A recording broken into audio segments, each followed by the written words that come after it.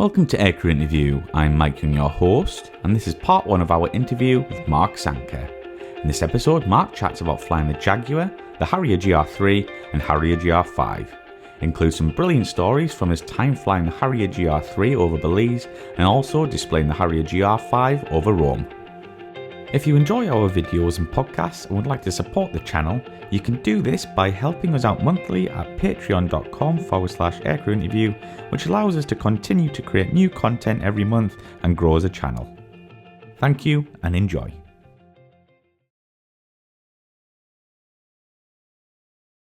So Mark, when did you first become interested in aviation? From my earliest age, I've always been an aviation sort of enthusiast. It stems from the fact that my dad was a pilot in the Air Force. He flew Meteors and Vampires in the 50s, and then he was working at Filton Airfield near Bristol for Bristol Siddeley Aircraft Company. So I grew up literally under the flight path of Concorde and the Vulcan, cameras, all sorts of interest in airplanes. And we used to go to air shows during the summer, and I used to buy the Airfix kits when I went on holiday. So, yeah, I've always been an enthusiast, you could say. Right from the early age. Yes. So, what year did you join the RAF? And could you tell us you went somewhere very interesting for your training? Could you tell us about this as well? Yeah, I applied straight after I'd completed my A-levels, and I joined the Air Force in the summer of '81. Did my officer training at Cranwell. And then because I hadn't actually flown as a pilot, they sent me to RAF Swinderby to do the Flying Selection Squadron, which is a short course on the Chipmunk, which I got on pretty well with. Really enjoyed it. I sort of really embraced the course. And interestingly, at the end of that, they were looking to select pilots to go out to the United States, to Texas, to be part of what they then called the Euro-NATO Joint Jet Pilot Training Scheme. And it was it had morphed from what the Luftwaffe training system was, because they trained in the US, and it had brought in students and instructors from other NATO air forces, and they were picking about 4 or 5 students a year to go and do that course rather than do the RAF basic training course. So, and I was fortunate enough to get selected. So I went out to Texas for a year in '82. What did you fly over there? So the basic training is on the T-37, similar in size to the RAF's Jet Provost, which is the aircraft that they used at the time, but twin engine, side-by-side seating, is ideal as a basic trainer. Mm-hmm. And then once you've done that part of the course, you go on to the advanced part of the course, which is on the T-38. Talon, which was crazy. I remember my first trip sitting in the front, the instructor was in the back. We lined up on the end of the runway at Shepherd, and we got airborne, and we did a reheat climb, a burner climb to 30,000 feet. And I sort of looked over my shoulder at the airfield, and I thought, well, might as well just enjoy this flight, because I'm not going to be able to fly this aeroplane. Yeah. I will not be capable of flying this, so enjoy it. But anyway, somehow I got through the course and went from there. Yeah, so how long was your training in the US for? 13 months. And did you learn all the basic stuff you would in the RAF if you were trained here? I'll say yes. The RAF at the time said no. They said that the weather was too good in Texas, and that I wouldn't be exposed to the sort of climate that we have here in Europe. Mm-hmm. And that they'd have to teach me all over again. Mm-hmm. In fact, I came back from that course with my pilot's wings. So to answer your question, yeah, effectively it was the same syllabus. But I then did a short conversion course onto the Hawk, which involved quite a lot of low flying in Europe, which I have to say was actually easier than flying Texas, because if you've ever been to Texas, it's entirely flat. Mm-hmm. And the lakes that are on the maps aren't there, because they've actually dried up. So if you try to use those as a navigation point, you get there, they're not there, so it's all heading in time. Yeah. Whereas you fly around the UK and it's all lovely hills and woods and rivers and bridges, and there's lots of features. So before we move on to your first frontline aircraft, which did you prefer flying, the Hawk or the T-38, and which do you feel was better to move on to frontline? Probably a difficult one. Yeah, the T-38 was a wonderful aeroplane. It was I mean, it's still in service now, and it was old when I was flying it, but the cockpit was lovely, and the instrumentation was fantastic. Obviously, it had the performance, but it's pretty difficult to beat the Hawk. The Hawk is a real sports car. You can throw that thing around. It's very forgiving. It's just a wonderful airplane to fly. So I think the Hawk gets it. Yeah, it is a wonderful aircraft. Yeah, it's amazing. So then, what was your first frontline aircraft, and what were your first thoughts of the jet?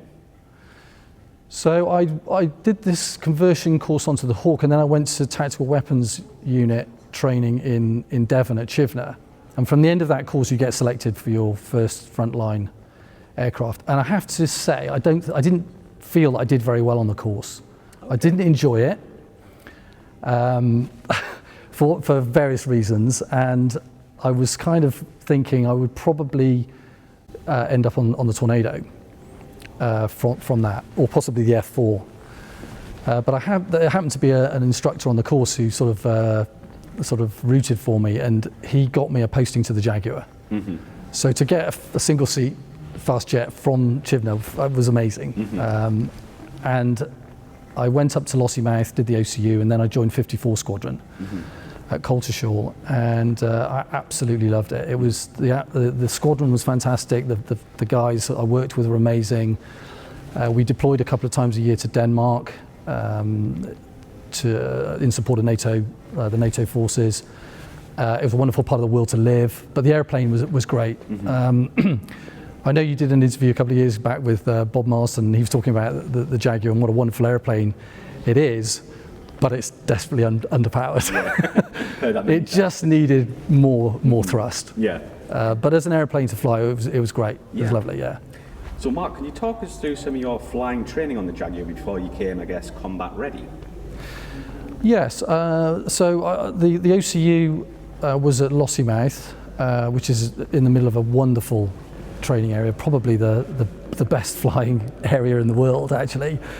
And you're going from the Hawk, which is a very simple airplane.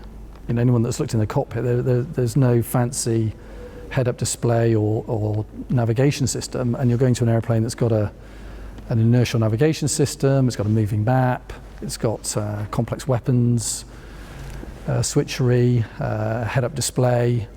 So there's all that to learn. And then, of course, you're actually getting into an airplane that doesn't have another seat. It doesn't sound like much, but psychologically, that's quite a big thing. Is to sign for an airplane and climb into the cockpit, knowing that there isn't, even though you know there's no instructor in the back, but psychologically, when you know there's another seat, I don't know, it feels different. Mm-hmm, of course, yeah. Yeah. So we know it was underpowered, but what was it like having reheat for the first time? Well, it wasn't the first time because I flew the T-38. Oh, of course, yes, that does have reheat. Yeah, and the T-38 did have power. It was a much lighter airplane, and there was nothing hanging off the T-38, so it went very fast. But yeah, you needed the reheat in the Jaguar. There were a couple of times when I was doing air-to-air refueling with drop tanks where we were filling to full. I think we were going across the Atlantic, and the airplane was so heavy that I actually had to have one of the engines in reheat to keep plugged into the tanker. Wow. So I was probably throwing more out the back than was coming in the front, but that's how underpowered it was. Wow, it really was, wasn't it? Yeah, yeah. So did you ever manage to drop live weapons on the Jaguar? The only place that you could drop live weapons in the UK was at Garvey Island in Scotland, and we did do at least one drop of 1,000-pound retard bombs there, yeah. What was that like? A bit of a non-event, really. Really? You don't feel it coming off? You do feel it coming off. It's the extra weight you're carrying, which is the big thing, really. You don't see the weapons detonate, so you just release them and then listen for a score. Seems for someone like me, it will be a massive event, but obviously. Well, it is an event. Psychologically, again, it's an event. In terms of actual piloting, it probably isn't. But in terms of the fact you're actually walking out to an airplane that's got green munitions on with yellow bands, yeah, there's something a bit special about that. So let's talk a bit about 54 Squadron. What was the actual role of the squadron, and did you enjoy your time there? So 54, their main role, at the time, of course, the Cold War was still going on. Our job was to deploy to Denmark and carry out what they called TASMO, Tactical Air Support of Maritime Operations, essentially supporting any maritime ops that were going on, but also to go up against any enemy shipping. Right. So, of course, Denmark's strategically quite an important area. It's the entrance into the Baltic. Mm-hmm. So all of our sorties were around Denmark and Baltic, and we also had a few other targets further afield in East Germany as it was then. Yeah. So that was interesting. We operated from Tierstrup on the east coast, and like I said before, 54 was a fantastic squadron. There was 41 squadron, 54 and 6 were at Coldshaw at the time, and great camaraderie, great banter. Yeah, work hard, play hard. I can imagine, yeah. So how long did you spend on the Jaguar, and how many hours did you get? I was there for just one tour, 3 years, and that's a very good question on the hours. Without looking at my logbook, I can't remember. I didn't do 1,000 hours, probably 700 or 800. But it was an enjoyable aircraft overall to fly. Yeah, fantastic. And in fact, I was hoping to stay on the Jaguar. My sort of plan career-wise was to go and do the weapons instructor course and stay on the aircraft, but that wasn't to be.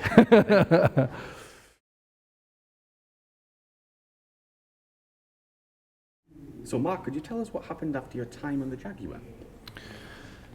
So in the military, tour of duty is normally 3 years. I was coming towards the end of my 3-year time on 54 Squadron. I had requested, each year you get to put in a request, 3 requests actually, for where you'd like to go. And my first request was always for the weapons instructor course on the Jaguar, or an exchange tour to the US, something like that, or the Harrier. I think that was the third choice that I put down there, or the second choice. And I was coming to the end of my tour of duty, and I went to see my boss one day, and I said, "Oh, I still haven't heard from the poster. Do you know what's going on?" And he said, "Oh, haven't you heard?" And I said, "No." He said, "Well, you're going to be a flying instructor, a QFI, not a QWI," which is not really what I wanted to do. And my heart sank a bit, and I said, "Right, okay." I said, "Is there any way out of that?" He said, "No, they're desperate for QFIs. They want some people from the front line." So I arranged with him, I said, "Is it possible that you could get me as a QFI on the Hawk? So I could go back and fly the Hawk?" And he said, yes. So my posting was to Scampton, to Central Flying School, to learn to be a QFI. And it was going to start, I think, the beginning of January in '88. And just before Christmas, I think it was, there was a fatal accident in the Harrier force.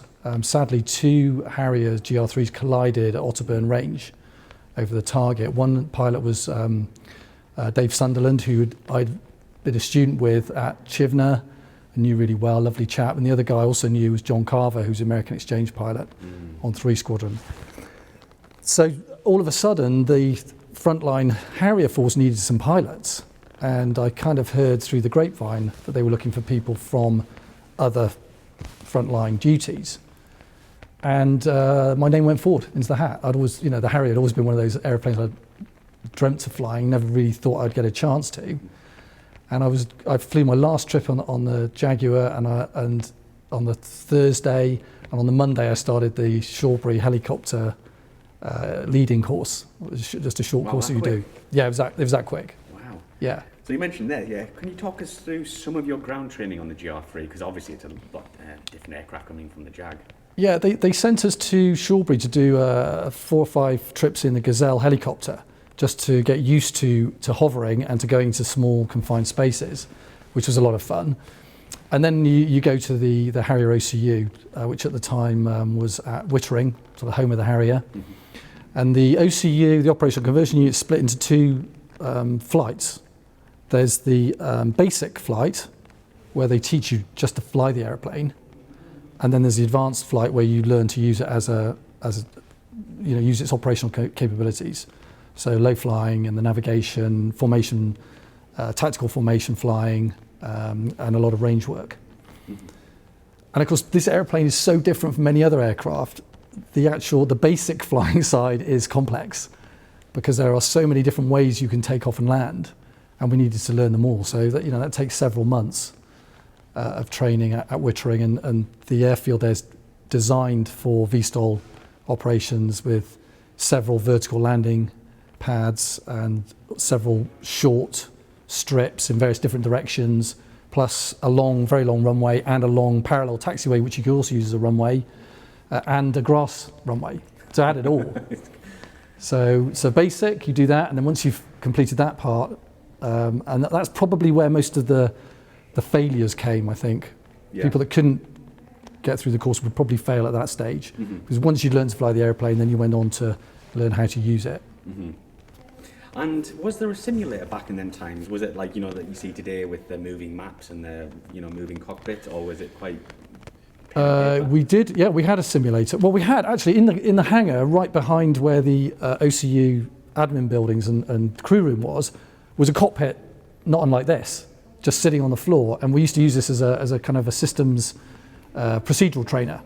So we sit in there with a checklist and learn all the checklist items. But we did have a simulator at Wittering.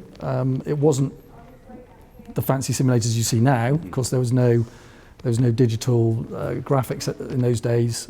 So it was an actual map with a camera moving across the map, which was projected onto the screen in front of the cockpit. So fairly basic stuff, but it worked. And I'm guessing you probably will, but can you remember your first trip in a Harrier? Actually, my first trip in a Harrier was when I was flying the Jaguar, and I was at Lossiemouth, and a detachment from the OCU came up to Lossiemouth, and they had the two-seater, and they were saying anyone who wants to go for a trip. So I do very clearly remember that. And we went off and flew around Scotland. We were acting as the aggressor for two other Harriers that students were on the course. And we came back and we broke into the circuit. And because there were no vertical landing pads at Lossiemouth, so we flew at a normal circuit, but then we just got slower and slower and slower and slower until we stopped hovering over the threshold. And I just remember looking down at the golf course on the right hand side and thinking, this is absolutely crazy. Wow. And then we did a short rolling landing. Awesome. Yeah. So what kind of flying training would you conduct in the Harrier? Were you in the back or the front as well? All in the front. All in the front. But part of it was obviously in the two-seater with an instructor, but an awful lot of the course you would be in the single-seater. And like I said, the basic stuff was a lot of stuff with instructor, learning how to fly different circuits, vertical landings, vertical takeoffs, short takeoffs, short landings, those sorts of things. The advanced side of the flying was a lot of pairs, tactical formation flying, usually around Wales. Some air combat training, and a lot of work at the range. We used to use Holbeach Range, which is 10 minutes down the road from Wittering. So a lot of range work. And we have to talk about the first time you actually hovered the aircraft. That must have been quite memorable. Yes, yes, it was. It was very memorable. You do you're learning to fly the airplane, and eventually you get to a point where they clear you to go do your first hover, and you taxi out. The airplane doesn't have much fuel in it, so you don't do a full tactical sortie. You just literally just do the hovering. So there's just enough fuel to do a couple of hovers, and you taxi out to the concrete pad, and the instructor is on a radio, field radio, and he's standing next to the pad. So he sort of talks you through it and gives you some tips. But basically, you do one vertical takeoff into the hover, just get position, and then come down and do one vertical landing. Were the nerves going? Was the heart pumping? Yeah. Yes. So we have to talk a bit about the actual role of the GR3. What was it designed for, and what was the role when you flew it? So the GR3, purely a ground attack aeroplane, and its job was to go against ground forces, light armour, tanks, troops, that sort of thing. And when I went to 3 Squadron, the Cold War was still going on. There was the East German border. The Soviet Union was still very much the threat to us. And so all of our training was geared towards the possible threat of them coming across the border, and we weren't very far from the East German border. So it was all tactical low flying. The main weapon was the BL-755 cluster bomb. We carried 4 of those, which was ideally designed to go against armour, light armour. And the aircraft's got 2 guns. We could also carry the retard 1,000-pound bomb, and as they'd proved in the Falklands, we could also carry the laser-guided bombs. Although we didn't do that role very much. So how did the GR3 handle? Was it a manoeuvrable aircraft? Very manoeuvrable. Yeah, it's very manoeuvrable. It's a proper little sports car. Yeah, lots of power, obviously. Very manoeuvrable, very fast roll rate, easy to sustain energy in a turning fight. So yeah, it was a very manoeuvrable aeroplane. So how did it do in DACT against the types at the time? When I said it was manoeuvrable, but remember, this thing's designed to drop bombs. It's not a fighter jet. We did do some DACT, and I can very clearly remember going to Deci Mamano in Sardinia to do some DACT with F-15s. Yeah, that hurt. Yeah, you know, those airplanes are designed for air-to-air combat, and of course the F-16 as well. So it was fun to fly, but it wasn't designed for that. So how effective is it? I get this right. Is it VIFing? VIFing. Did that actually work in real terms? Well, I don't know that it would. The problem with every fighter pilot will tell you is that the energy is key in any sort of a fight. You need to maintain your energy, and of course, once you start turning and pulling G, you're going to start bleeding energy. And the fighter jets like the Typhoon and the F-16, they just push the throttle forward and they maintain that energy and they can sustain high G turns. The problem with an airplane like this is it doesn't have that kind of thrust, so you are going to bleed off the energy as you start doing these high G turns. One of the things they found, of course, with this airplane is if you go slow speed, you can now start to use the nozzles. And if you vector the thrust, you can pitch the nose quite quickly. But you can only do it in a slow speed fight when you've kind of lost most of your energy. So there are times when it could work, but for most fighter pilots, they don't want to be there. They don't want to be slow speed, they want to maintain their energy. Of course. Yeah. So what squadron were you based with, and where were you based? So I finished the OCU in the summer of 1988, and I was posted to 3 Squadron at RAF Gütersloh in central Germany as part of the NATO forces there. At that time we had 4 Squadron, that was what they call 4 AC Squadron, Army Cooperation, so they did a lot of reconnaissance work, and we were 3 Fighter Squadron. And as I said, the role then, primary role for us was, if we had to go into operations, we would deploy from Gütersloh to field sites that had already been pre-surveyed. Some of those were at the Senelager training area, which was a little further south from Gütersloh. And we would operate from roads, we would operate from metal strips that were laid by the Royal Engineers, or grass. We could even operate from grass. And so we practiced that role 3 times a year. So I was at Gütersloh and I did what turned out to be 5 years there. And many of our viewers, because I posted it up recently, the picture of you flying the rocket? Yes. Where was that at? Because that looked really cool. So as I said, I got to Gütersloh in the summer of '88, and we had a commitment at that time to have Harriers based in Belize, which is formerly British Honduras. And the country of Belize, with its independence, was threatened occasionally by Guatemala, that sat on their western border, and so we had a flight of 4 Harriers there, and so we would cycle pilots through Belize, and you'd do a 6-week deployment there.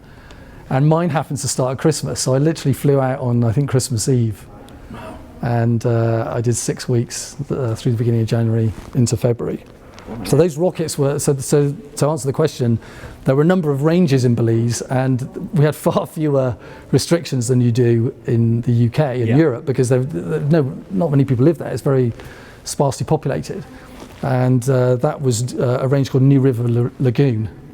And I got to fire 4 full operational pods of SNED rocket. Oh, I bet that was really So good. that was that was fantastic, yeah.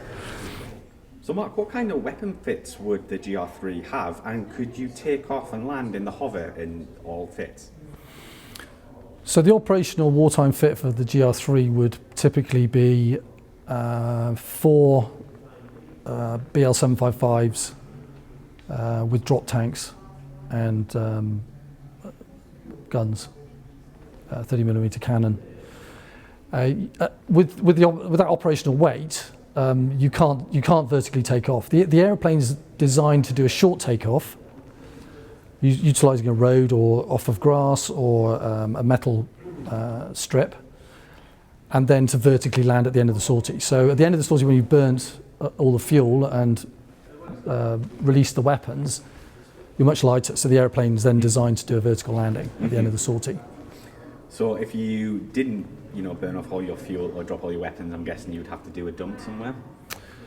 Yeah, there'd be 2 options. Normally you had a dump target that was planned, so that if you didn't get to the primary target, there was a secondary target. And if you were overweight, you've got 2 options. You can either get rid of that weight somehow, but if you're carrying weapons, you can't just arbitrarily drop them anywhere. Mm-hmm. So you'd have to divert to somewhere that had a runway. Mm-hmm. Yeah. So how long did you spend on the GR3, and do you have a memorable story you can share, which I'm sure you have many anyway? The GR3 was coming to the end of its time. I was quite fortunate. I did a year on the Squadron flying that aeroplane, and then the brand new Harrier 2 GR5 came into service, and the OCU got the first aircraft, and we started then going back to Wittering to do the conversion course, which I believe was around 1989. Memorable stories in the GR3. I suppose that the flying in Belize was particularly exciting. Mm-hmm. Very few rules, lots of operational low flying, amazing scenery. You're flying over the 2nd largest barrier reef in the world.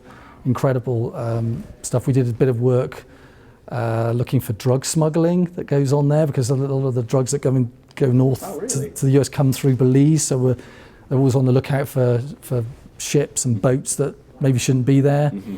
Then there was the threat from Guatemala. There was a lot of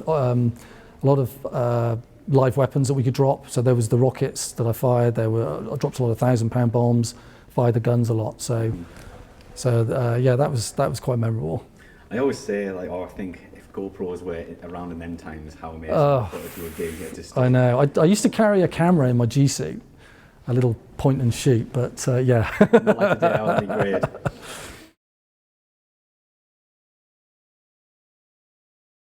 But then, Mark, you mentioned the Squadron moved on to the GR5. Could you tell us what the difference was from the GR3? Was it a completely different aircraft, or was it just systems upgrades? A bit of both, really. It's a completely different airplane in that it's built around the Pegasus engine, so that bit's the same.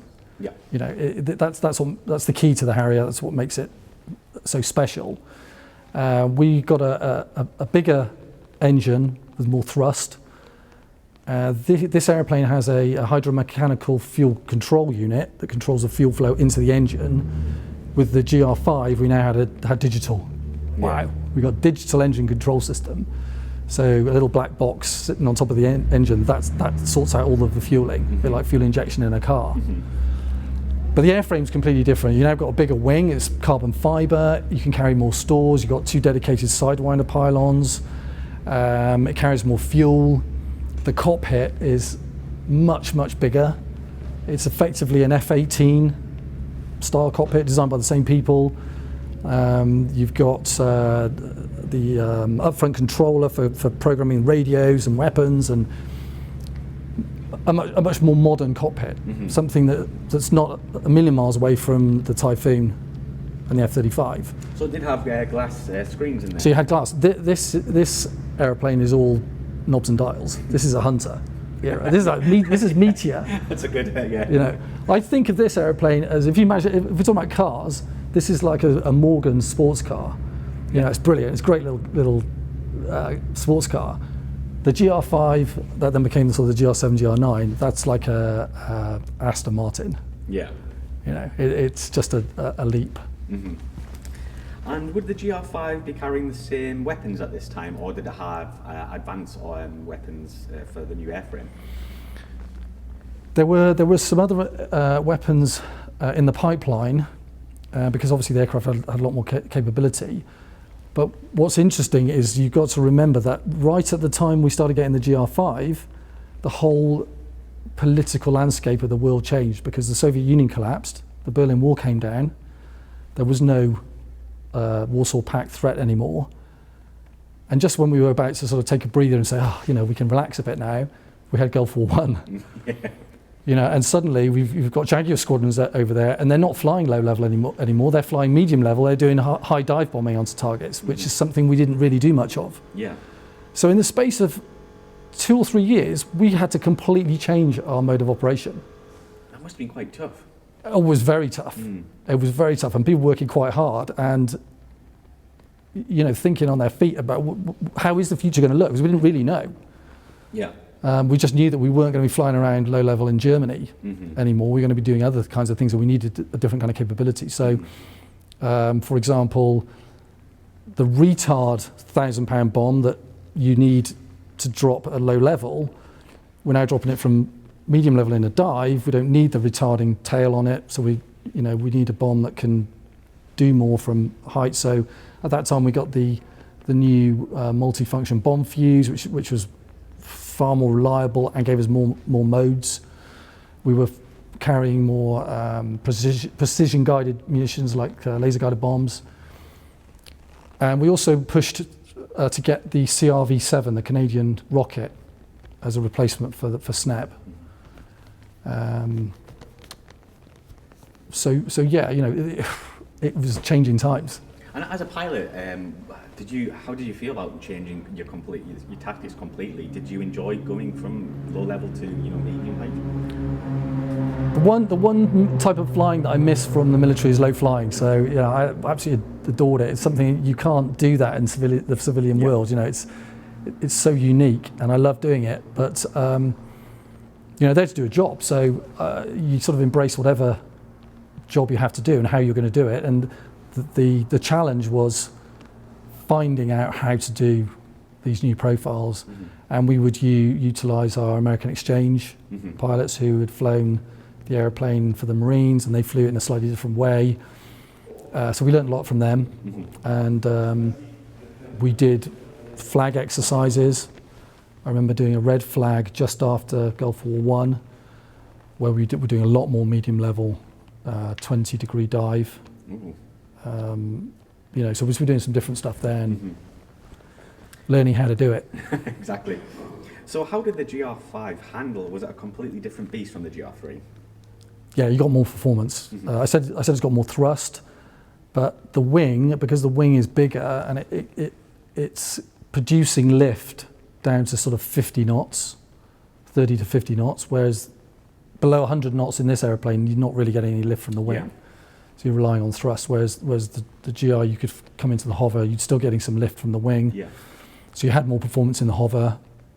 The view from the cockpit's so much better, so it's easier to position yourself, landing in a field site or on a ship. It also had a slightly better flight control system, so it was a bit more stable as well in the VSTOL regime, as I remember. But the same rules apply. I know from the interview you did with Bob Marsden, he talked about a thing called intake momentum drag, where if you get side slip over the nose coming into the hover, the airplane can actually roll, and it can roll uncontrollably, and that still applied with the GR5. So nothing changed with that respect. You still had the throttle and the nozzle lever. The cockpit effectively was the same, just a bit more shiny. And did the upgrades for the GR5 reflect in its performance in DACT? Same applies. In fact, if anything, probably slightly worse, because it was a bit slower. Oh, was it really? Well, because it's got this bigger wing, it's a lot thicker. It didn't. This airplane, you could just get it supersonic. What, straight and level, or? No, you'd probably have to be in a bit of a dive with no tanks on it. Plenty of Harrier pilots will tell you they've been supersonic in it, but a GR5, I don't think so. No. But then you were lucky enough to become the display pilot on the GR5. How did this happen? Yeah, right place, right time, really. At that time, you had a display pilot at Wittering who did all of the air shows in the UK, and then we had a display pilot in Germany that did the European shows. So it wasn't as extensive a display season. There weren't as many shows, but I went to some really interesting places. Yeah, certainly. The first display I did was at a place called Seitenstetten in Austria, which was a grass strip that had a flying club, and they did a lot of gliding there, and they had this air show. And because I was the only jet there, we took 2 Harriers to Seitenstetten and parked them right outside the clubhouse. Wow. in Austria, in the foothills of the Alps. And I was terrified. I was a flight lieutenant. I'd just been given control of these 2 brand new aeroplanes, and I'm parking them in a field in Austria, and I'm thinking, who's going to look after these? But we had impressed on them the fact that we needed to have them guarded, and they had supplied a platoon of Austrian troops with assault rifles to basically guard it 24 hours a day. So there was no problem there. But that was a great experience. Yes. So how did you go about creating a display? Was it all up to you, or was there many pilots and other people involved? Well, there's no point reinventing the wheel. People go to air shows to see the Harrier hover. Yeah. So the main part of the display is going to be VSTOL. Yeah. If you go to see an F-16, you want to see it in reheat, you want to see it doing loops. But if you just go to see a Harrier, you want to see it hovering, you want to see it nodding to the crowd, you want to see it doing a 360 and to go backwards. Yeah. So there's your show right there. Yeah. And then you just kind of massage that to make it your own. Mm-hmm. But you are coached by the previous display pilot or someone that's done the display. So I had my flight commander actually had a lot of experience displaying the GR3. And so, we talked about the display, tried a few things, put something together, and then it was just a case of practicing it. Wow. And so where did you actually display? Because I think you've displayed all over Europe, haven't you? Yeah, so I did that first one was at Seitenstetten. I did one this was really interesting, in Rome. Rome? Yeah, like in Rome. There's an airfield in Rome called Urbe, and again, it's a private, it's a little, like a private flying airfield. It's got a short runway, and they invited us to display there. But it's quite built up, so I felt kind of bad when I was doing the show, because the airplane makes a lot of noise, as you know, and I was hovering very close to some houses, so I felt quite uncomfortable doing it. But what an amazing experience! A stone's throw from the Vatican, flying around in a Harrier. So that was good. I did one down in Salon in Provence. Quite a few in France. I did a lot in Belgium, Mosela, and some of those shows. Usually small grass airfields. Mm-hmm. And was this a full-time role, or were you operational on the Squadron as well? Oh no, fully operational. This is part-time. It was a weekend thing. Mm-hmm. So I would go away on a Friday and be back either Sunday or Monday morning, and straight into my day job. So it was So it must have been busy for you then. It was busy, but I was single. No other commitments. I wasn't doing it every weekend. The guy at Wittering was away every weekend, and he was doing 2 or 3 displays a weekend. Wow. I was just going somewhere for the weekend. It was like a bit of a holiday. Why not? Yeah. Actually, I have just remembered one that I did do that was very interesting. The Czechoslovakian Air Force, as it was then, had an air show. And they invited us to it, and so we agreed, but they didn't have much money, so they could just about afford to pay for the fuel, but they had us barracked on the station. But we flew across the border. So we flew, and you've got to remember, this is the Soviet Union had only recently collapsed within a year before this. And the wall had come down, so we were going into no man's land. We were going across a border. We had very few maps, and we had no idea what the airspace was. And we flew across to a place called Zatek in northern Czechoslovakia, which is a MiG-29 squadron. Oh right, yeah. So I always took a spare aircraft, and on this occasion it was the station commander, that flew the spare, so I was taking him with me because it's quite a big event.